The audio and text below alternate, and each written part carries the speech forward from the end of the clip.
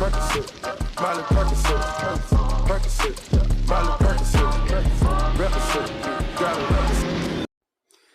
So Stellantis was just given, I guess is the best way to say it, a loan from the U.S. government, thanks to the current president, Joe Biden, to build a battery factory or a battery manufacturing with Samsung.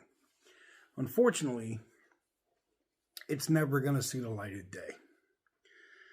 Earlier today on Capitol Hill, Vivek Ramaswamy and Elon Musk met with Congress and senators from the Republican side to talk about some of the things that they could do as part of the Department of Government Efficiency to cut the insane budget.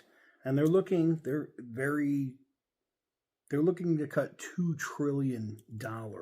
Now, I'm a math guy. I like numbers.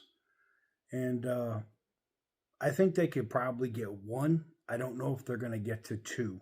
I mean, I know how many they could fire a ton of government employees and get to one, right? I don't know if they're able to get to two like that. I don't know. But one of the things that that was asked, because a reporter asked about the EV or the electric car investments that the Biden administration is currently making before they leave office into some of this battery tech, like the Samsung / Stellantis battery factory.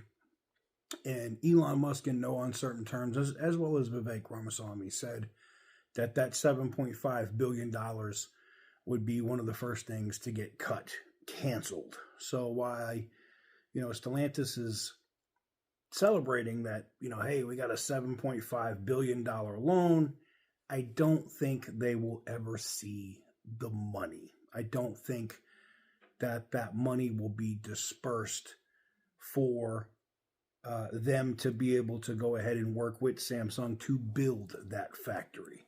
I just think the Department of Government Efficiency is going to cut that completely out. There's other things I think they're going to cut too. I think they're going to massively cut back on employees at the EPA, at NHTSA, and a bunch of other government agencies.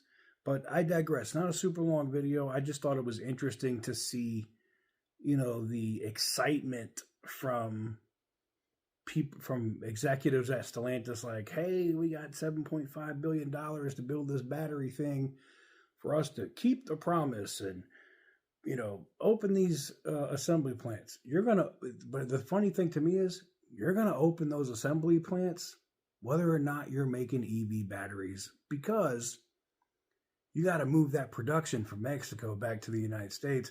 And you're going to move some of that production that was going to go to Brampton to the United States. So you can hem and haw and talk about how happy you are about this $7.5 billion. You're never going to see it, Stellantis. It's not happening. That $7.5 billion is, how did Matthew McConaughey say it?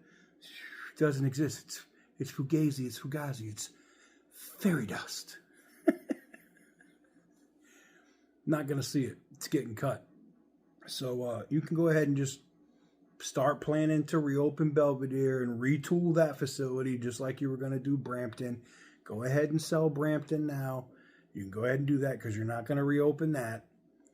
And, if you want to avoid the tariffs, they already know what they got to do. They got to start assembling and manufacturing those vehicles right here. Let me know what you guys think in the comment section down below. Do you agree? Do you think Elon and Vivek would cut that $7.5 billion first, like they both said? Because I think it would be one of the first things I think they would do, along with EV tax credits and anything else that's related to EVs that the government gives money for. So I digress. Excuse me. Let me know what you guys think in the comment section down below. I'm getting better with the cough, so I appreciate the concern in the comments. It's just a dry thing. It'll be gone soon. Give the video a big thumbs up if you like what I do. Hit the subscribe button if you haven't already.